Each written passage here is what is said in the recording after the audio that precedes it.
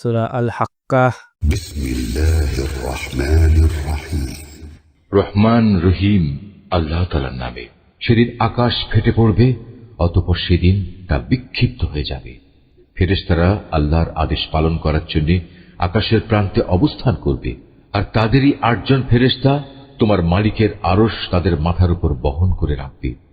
সেদিন তোমাদের আল্লাহ তাআলার সামনে পেশ করা হবে, তোমাদের কোনো কিছুই সেদিন গোপন থাকবে না।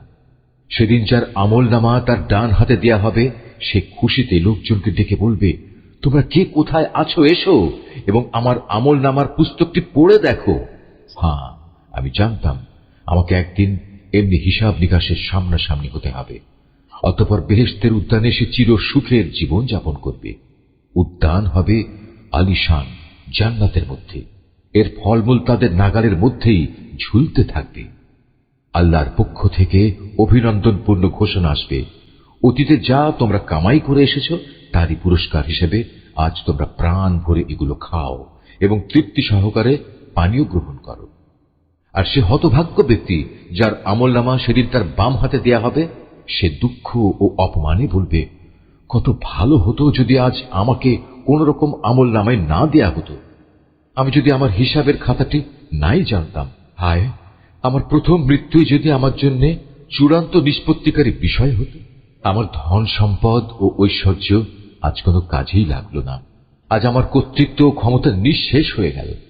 এ সময় জাহান্নামের প্রহরীদের প্রতি আদেশ আসবে, যাও তোমরা তাকে পাকড়াও করো, এরপর তার গলায় শেকল পরিয়ে দাও। অতঃপর জাহান্নামের জ্বলন্ত আগুনে তাকে প্রবেশ করাও এবং তাকে ৭০ গজ শেকল দিয়ে বেঁধে ফেলো। কেননা সে কখনো মহান আল্লাহর উপর বিশ্বাস স্থাপন করেনি। সে কখনো দুস্থ অসহায় লোকদের খাবার দেওয়ার জন্য অন্যদের উৎসাহ দেয়। এ কারণেই আজকের এ দিনে তার প্রতি দয়া দেখানোর কোনো বন্ধু নেই। ক্ষত নিঃসৃত পুঁজ ছাড়া আজ তার জন্য দ্বিতীয় কোনো খাবারও এখানে থাকবে না। কিন্তু অপরাধী ব্যক্তিরা ছাড়া অন্য কেউই আজ তা খাবে না। তোমরা যা কিছু দেখতে পাও আমি তার শপথ করছি, আরো শপথ করছি সেসব বস্তুর যা তোমরা দেখতে পাও না। নিঃসন্দেহে এ কিতাব একজন সম্মানিত রাসূলের আনিত বাণী। এটা কোনো কবির কাব্য কথা নয়, যদিও তোমরা খুব কমই বিশ্বাস করো। এটা কোনো গণক কিংবা জ্যোতিষীর কথাও নয়, যদিও তোমরা খুব কমই বিবেক বিবেচনা করে চলো।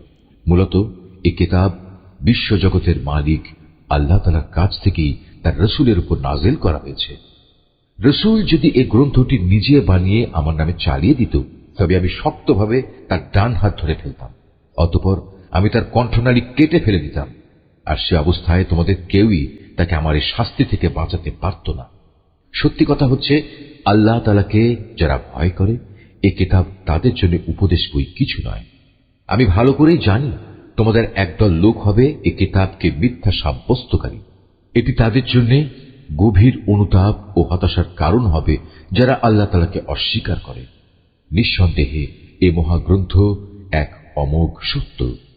অতএব হে নবী, এমনই একটি গ্রন্থের জন্য তুমি তোমার মহান মালিকের নামের পবিত্রতা বর্ণনা